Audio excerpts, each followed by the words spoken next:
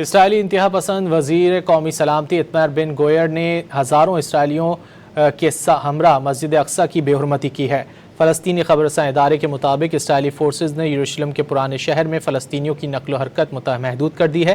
مسجد اقصی کے اطراف سخت ناکہ بندی کر کے دکانیں بند کرا دی گئی ہیں۔ یروشلم ڈے کے موقع پر اسرائیلی قوم پرستوں نے نسل پرستانہ نعرے لگائے، جبکہ مارچ میں شریک افراد نے فلسطینیوں کو ہراساں بھی کیا۔ سعودی عرب نے مسجد اقصی میں اسرائیلی وزیر کے اشتعال اقدام کی شدید مذمت کی۔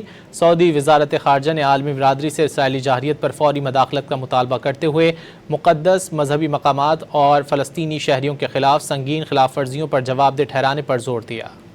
اسرائیلی انتہا پسند وزیر قومی سلامتی ایتمر بن گوئر نے ہزاروں اسرائیلیوں کے ہمراہ مسجد اقصی کی بے حرمتی کی ہے۔ فلسطینی خبررساں ادارے کے مطابق اسرائیلی فورسز نے یروشلم کے پرانے شہر میں فلسطینیوں کی نقل و حرکت محدود کر دی ہے۔ مسجد اقصی کے اطراف سخت ناکہ بندی کر کے دکانیں بند کرا دی گئی ہیں۔ یروشلم ڈے کے موقع پر اسرائیلی قوم پرستوں نے نسل پرستانہ نعرے لگائے، جبکہ مارچ میں شریک افراد نے فلسطینیوں کو ہراساں بھی کیا۔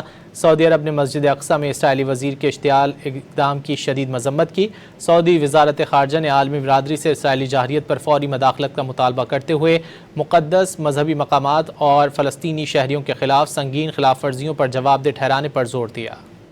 اسرائیلی انتہا پسند وزیر قومی سلامتی ایتمر بن گوئر نے ہزاروں اسرائیلیوں کے ہمراہ مسجد اقصی کی بے حرمتی کی ہے۔